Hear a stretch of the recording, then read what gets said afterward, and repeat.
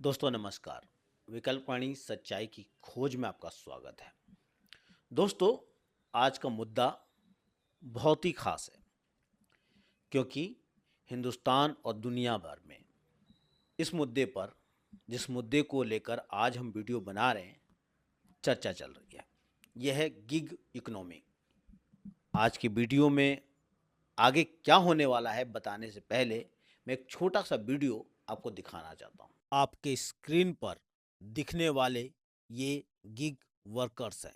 ये gig workers हमारी ज़रूरत की चीज़ों को हमारे घर तक पहुंचाने के लिए और हमें सुरक्षित यात्रा प्रदान करने के लिए दिन रात काम करते हैं।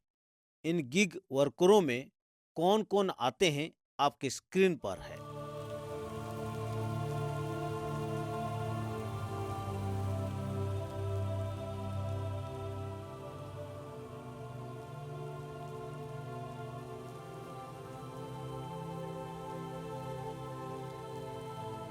केंद्रीय नीति आयोग की रिपोर्ट 2022 के मुताबिक साल 2020 में हिंदुस्तान में लगभग 77 लाख गिग वर्कर्स थे, जिनकी संख्या 2030 तक 2 करोड़ 35 लाख तक होने का अनुमान है। इन गिग वर्करों में 16 से 23 साल के नौजवानों की भागीदारी 2019 से 2022 के बीच बहुत तेजी से 8 गुना बढ़ी है। सरकार का दावा है गिग अर्थव्यवस्था से नए रोजगार को जन्म दिया जा रहा है और गिग वर्करों को सामाजिक सुरक्षा प्रदान करने की सरकार की कोशिश जारी है। लेकिन बीते 31 दिसंबर 2025 को जब पूरी दुनिया में नए साल के आगमन का जश्न मनाया जा रहा था, उस समय हिंदुस्तान के गिग वर्कर अपनी मांगों को लेकर हड़ताल पर थे। इनकी मांगें आपके स्क्रीन पर हैं। मगर जोमेटो जैसी कंपनियों का दावा रहा 31 दिसंबर को किसी भी डिलीवरी पार्टनर को डिलीवरी करने में कोई दिक्कत नहीं आई। वे बेफिक्र होकर उस दिन 3,000 रुपए तक कमाए। हड़ताल बिल्कुल असफल रही। लेकिन वहीं गिग वर्कर्स के संगठनों का दावा है पूरे हिंदुस्तान में लाखों गिग वर्कर्स हड़ताल में शामिल हुए। संगठनों ने आरोप लगाया हमारे हड़ताल को रोकने के लिए कंपनियों ने थर्ड पार्टी डिलीवरी एजेंसियों का इस्तेमाल किया, एक्स्ट्रा इंसेंटिव दिया, हमारे हड़ताल को रोकने का प्रयास किया गया। आज हमारे साथ गिग वर्करों की मांगों और समस्याओं पर बात करने के लिए गिग वर्कर्स एसोसिएशन इंडिया के national coordinator doctor Mohammad Mukhtar Alam है। विकल्पवाणी सच्चाई की खोज। सबसे पहले तो मुझे ये समझना है, केंद्र सरकार कहती है कि गिग इकोनॉमी जो है वो एक रोजगार का साधन है और वो एक नया रोजगार पूरा सिस्टम चल रहा है। क्या गिग इकोनॉमी में काम करने वाले जो श्रमिक हैं उनका रोजगार सुरक्षित है सर? देखिए, अभी फ़िलहाल जो मतलब अगर बड़े स्तर पे देखा जाए तो चूँकि जब तक गिग वर्कर्स हैं, प्लेटफॉर्म बेस्ड ऑर्डर्स कंज्यूमर्स दे रहे हैं, तो एक तरह से कहा जाए कि ये एक रियलिटी है जो कि रहेगी। चूँकि इंटरनेट भी है, लोगों की ज़रूरतें भी हैं और लोग अपने घरों में और से सामान मंगवा भी रहे हैं, चाहे वो सामान जो है ना, वो फूड का हो, ग्रोसरी का हो, या पर्सनल केयर और सर्विसेज का हो, या ट्रांसपोर्ट का हो, यहाँ से आना जाना है, या जैसे कि सामान शिफ्टिंग का है, जैसे पोर्टर जैसे प्लेटफॉर्म्स हैं। तो बहुत सारी चीज़ें ये सब जो है डिजिटल प्लेटफॉर्म के ज़रिए हो रहा है, और ये हो रहा है इसलिए ये रियलिटी है और ये बढ़ रही है। आपकी बात सही है कि जो गिग इकोनॉमिक है वो बढ़ रहा है, हिंदुस्तान में नहीं दुनिया में बढ़ रहा है। लेकिन जो इसके अंदर काम करने वाले लोग हैं उनके रोजगार की गारंटी है कि नहीं? ये रोज़गार की गारंटी नहीं है। अभी जो ना आइडेंटिटी ब्लॉक्स हो सकते हैं, जैसे कुछ लोगों के मतलब जनरली नहीं होते हैं। अब जैसे कि अभी इसी मुद्दे पे जो हमारे जानने वाले जैसे गिग वर्कर्स ने स्ट्राइक किया कोल्हापुर में, पटना में लोगों ने किया, हम लोग को पता चला। हम लोगों ने उनके मुद्दे हमने सरकार को भी प्रेजेंट किए। तो कुछ जो है उनमें जो मेन एक्टिव लीडर थे, जो व्हाट्सएप ग्रुप के ज़रिए कम्युनिकेशन होता है, तो उसमें जो उनके टीम लीडर्स हैं, टीम लीडर्स भी होते हैं। तो अब ये है कि उसमें से कुछ का अभी स्ट्राइक इनेबलर करके आईडी ब्लॉक कर दिया। तो अब जैसे जो अभी एक रिपोर्ट अभी आया था जिसमें कि देवेंद्र गोल साहब ने कहा था कि भाई हम 5,000 लोगों का हमने आईडी ब्लॉक किया है या उसको हमने हटाया है। तो उसके में जैसे बड़ा कारण है कि अब कुछ कहते हैं कि कुछ फ्रॉड का कारण है, तब वो हम लोग एग्जामिन करेंगे कि वो कारण क्या क्या रहा स्ट्राइक के बाद का। तो सर एक चीज और भी आती है ना कि अगर 5,000 लोगों को एक झटके में आपने बेरोजगार कर दिया, ये कहेंगे ना उनको तो। हाँ, तो डीएक्टिवेट करने का मतलब बेरोजगार कर दिया। डीएक्टिवेट करने का मतलब है कि आपने बेरोजगार कर दिया, उसकी आईडी ख़त्म कर दी। तो पर डे आपका कितना अर्निंग होगा इसकी भी कोई गारंटी नहीं है। ठीक है, तो गारंटी नहीं है तो वो एक गारंटीड इनकम नहीं है। मतलब इतना बड़ी संख्या में लोग लॉग इन हो रहे हैं। और वही वही मैंने जनपाल का रिपोर्ट जो पब्लिश किया, तो जनपाल का रिपोर्ट में यानी कि ये साबित हो गया कि 85% जो वर्कर्स हैं वो 8 घंटे से ज़्यादा काम कर रहे हैं और 21% जो है 12 घंटे से ज़्यादा काम कर रहे हैं। इसका मतलब ये है कि ये बड़ी संख्या है जो कि आईएलओ स्टैंडर्ड के हिसाब से 8 घंटे से ज़्यादा काम कर रहा है। तो उसके हिसाब से इनको वर्कर का दर्जा देना चाहिए। तो मेन पॉइंट ये है कि जैसे जो गारंटी की बात है ना, तो वो गारंटी इनकम की गारंटी नहीं है, नंबर ऑफ ऑर्डर की गारंटी नहीं है। तो ये सारा अनसर्टेन स्पेस में जो है ना ये काम चल रहा है। एक सवाल और आप लोगों का काफ़ी सालों से जो गीग वर्करों के साथ काम करते आए हैं, उनका एक डिमांड रहा है, जैसे आपने अभी आपने उठाया, अभी सामाजिक सुरक्षा का एक मुद्दा है गीग वर्करों के लिए। अभी सरकार ने कहा है कि हम गीग वर्करों के सामाजिक सुरक्षा देंगे। ज़मीनी स्तर पे वो कहाँ तक पहुँचा है या अभी भी उसी जगह पे है जहाँ पहले था?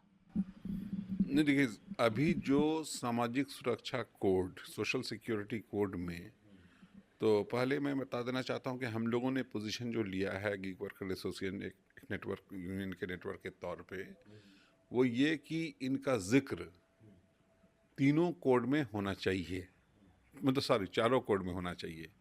अभी सिर्फ सोशल सिक्योरिटी कोड में है। मतलब मेरा मतलब मेन पॉइंट था कि एक ऑक्यूपेशनल जो सेफ्टी या ऑक्यूपेशनल जो इनसिक्योरिटी जो है, ये एक जो कारण बन रहा था या बन रहा अभी भी है, क्योंकि अभी यानी कि हम लोग का ऑब्जर्वेशन है कि भाई अच्छी बात है कि ये सरकार ने जो है इसको एक एडवाइजरी जारी कर दी है।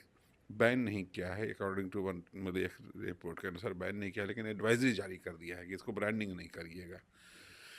तो ये जो 10 मिनट का जो डिलीवरी का काम आप कह रहे हैं। हाँ, 10 मिनट की डिलीवरी तो मतलब तो मेन पॉइंट ये है कि जो सामाजिक सुरक्षा में जो कई उसके जो आयाम हैं, तो उन आयामों में अभी जो सोशल सिक्योरिटी कोड से जो प्रस्तावित है कि जो कुछ मिलेगा, जैसे पेंशन मिलेगा, मैटरनिटी बेनिफिट मिलेगा, स्कीम्स जो है उसका अनाउंस होगा, तो ये सब जो है चीज़ें क्लियर होंगी 1 अप्रैल से। एक सवाल और एक सवाल मैं और आना चाहता हूँ। कहते हैं कि रेगुलर काम में आप कॉन्ट्रैक्ट पे मजदूर को नहीं रख सकते हैं, लेकिन अगर हम सरकारी संस्थानों में ही देखें, एमसीडी हो या दिल्ली जल बोर्ड हो या मंत्रालय के अंदर भी हम देखें कि वो कॉन्ट्रैक्ट पे रेगुलर काम के लिए, चाहे चौकीदार हो या गार्ड हो, रखा जाता है।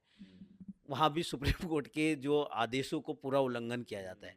तो क्या ये आदेश कंपनियां मानेंगी, आपको लगता है? देखिए, कंपनी पर असर हो रहा है, कंपनी माने ना माने, ठीक है ना, कंपनी हो सकता है ब्रांडिंग ना करे नंबर एक, लेकिन आप अगर जो है ना वर्कर साइड में देखिएगा कि जो इनकम अनसर्टेनिटी होता है, तो उसको ऑर्डर को कंप्लीट जितना जल्दी हो ताकि दूसरा ऑर्डर मिले, तो ये तो हर वर्कर के बीच में रहेगा ही। चाहे आप जो है ना जैसे कि जितना क्योंकि उसको तो पैसे ऑर्डर डिलीवर करने से मिलने हैं, तो वो तो हमेशा जो है इस वो रहेगा ही। इसलिए इसी कि भाई कि हम जितना जल्दी से डिलीवर करें, ठीक है, कंपनी के ज़रिए प्रेशर ना हो, कंपनी के ज़रिए उसकी वजह से रेटिंग ना ख़त्म हो, ये ख़ास बात है कि रेटिंग पर असर ना पड़े या पेनल्टी नहीं हो, कस्टमर कंप्लेंट्स उसकी वजह से करे तो उसको उस कंप्लेंट्स को इनवैलिड माना जाए भाई, क्योंकि भाई देर हो रहा है किसी वजह से हो रहा है कोई, जैसे चूंकि क्योंकि वर्कर तो अपने आप से मोटिवेटेड है ही अभी की स्थिति में। जो आप कह रहे हैं मतलब ये कह सकते हैं कि बेशक सुप्रीम कोर्ट के आदेश हैं, सर हो सकता है कि कंपनी उस पर दबाव ना बनाए, लेकिन दूसरे तरीके से दबाव बनाने की कोशिश कर सकती है कि हाँ भाई आप, और जो वर्कर्स में है काम करने की इच्छा कि तभी जल्दी से जल्दी ऑर्डर देंगे और थोड़ा पैसा आएगा घर लेके जाएंगे, तो वो जो होड़ है वो है। वो सुप्रीम कोर्ट का आदेश मानना या नहीं मानना वो अलग बात है। अच्छा, मेरे एक सवाल और समझना था आपसे कि अगर जैसा आपने बताया कि बहुत जल्दी अपना पैसा कमाने का एक सुरूर होता है, क्योंकि इसमें तो खासकर बहुत 16 साल से लेके 24 25 40 साल तक ज़्यादा जो यूथ काम कर रहा है, तो उनमें और बहुत तेज़ी से अपना डिलीवरी करते हैं, तो एक्सीडेंट होने के चांस तो ज़्यादा है क्योंकि बाइक पे ही चलते हैं। और दिल्ली की कंडीशन तो हम देखते हैं कि दिल्ली के अंदर जो पॉपुलेशन है वो 2.2 करोड़ है और बाइक जो गाड़ियां हैं वो 1.3 करोड़ से। तो इस हालात में जो ये जो जाते हैं इनका एक्सीडेंट वगैरह होता है, ये गिग वर्करों का जो डिलीवरी बॉय हैं, तो क्या कंपनी उनका मुआवजा या उनके इलाज का कोई खर्चा उठाती है क्या? ये आपका अनुभव में क्या है सर? नहीं, मेरे अनुभव में अभी जो हमारे पास एक पटना का केस आया था, आलिम हुसैन नाम था उनका, तो वो मुजफ्फरपुर के थे, पटना में काम करते हैं, तो वो पैर टूट गया था, एक्सीडेंट हुआ, लेकिन हाँ तो वो उसको मिल गया। तो जैसे अभी हम देखें 31 दिसंबर को नए साल की शुरुआत पूर्व संध्या पर बहुत सारे जोमेटो के वर्कर या गिग वर्कर ऑल इंडिया हड़ताल का ऐलान किया था, जिसमें आपने पहले बताया था हमको कि हम लोग आप लोग भी शामिल होने की थे। मैंने मुझे इंडोर्स किया था। हाँ, मैंने endorse एक एक किया। चीज नहीं, issues को, मुद्दे को। मुद्दे को। अच्छा, एक चीज़ और आप बताइए, जिस तरह से जोमेटो के जो मालिक हैं उन्होंने कहा कि इस हड़ताल का कोई असर नहीं पड़ा, है ना, लेकिन हम दूसरी तरफ देखें जो यूनियन थे या जो गिग वर्करों की बात सुने तो वो कहते हैं कि हड़ताल काफ़ी हद तक सफल रही। इस पे आप क्या कहेंगे? देखिए, दीपेंद्र साहब जो बोल रहे हैं ना, तो वो बोल रहे हैं अपना डेटा देख करके कि भाई कितने लोग उनका उस वक्त जो उस दिन जो है उन्होंने कितने लोग लॉग्ड इन थे। हाँ, लेकिन ये फैक्ट उनका उस नज़रिए से है कि भाई इतने लोगों ने नहीं किया या उतने लोग जो है लॉग आउट नहीं किए, लेकिन ये फैक्ट है कि जो चूंकि इस कॉल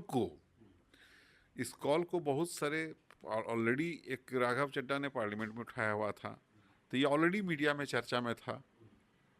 और उसके बाद यानी कि जैसे ये कॉल यानी कि उस दिन जो है यानी कि एक्स जो है मैं देख रहा था, एक्स पर ऑल इंडिया स्ट्राइक एकदम ट्रेंड था। इसलिए उस नज़रिए से हमको कहना चाहिए कि जो इम्पैक्ट है, ये हड़ताल का इम्पैक्ट ओवरऑल सक्सेसफुल है।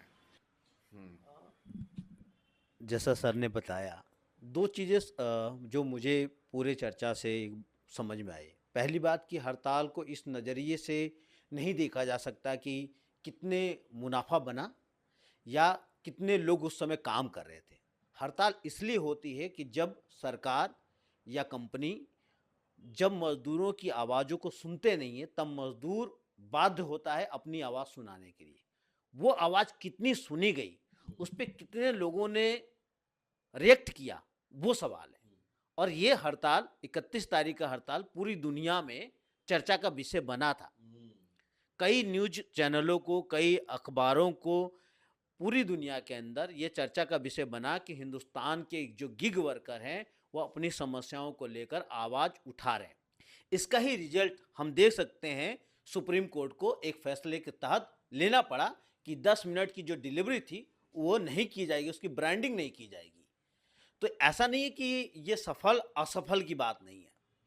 दूसरी बात जो मुझे समझ में आती है, जिस तरीके से सरकार प्रचार करती है या जिस तरीके से बोला जाता है कि गिग इकोनॉमिक है, वो बेशक बढ़ने वाला सेक्टर है, बढ़ रहा है, लगातार बढ़ रहा है, लेकिन इसमें जो काम करने वाले जो वर्कर हैं उनकी रोजगार की गारंटी नहीं है, वो असुरक्षित है, क्योंकि कंपनी किसी भी समय कार्ड को ब्लॉक कर देती है और उन्हें किसी भी समय बेरोजगार। तो समझना यही है, जो गिग इकोनॉमिक पॉलिसी है वो परमानेंट रोजगार का साधन तो नहीं लगता है। परमानेंट रोजगार का साधन वो हो सकता है जो एक संस्थान बने जहां मजदूरों को न्यूनतम वेतन से लेकर उन्हें सामाजिक सुरक्षाएं गारंटी सुनिश्चित मिले, उसी को गारंटी रोजगार कह सकते हैं। इस बारे में आप क्या सोचते हैं, आप क्या समझते हैं, कमेंट कीजिए और देखते रहिए विकल्प वाणी, सच्चाई की खोज।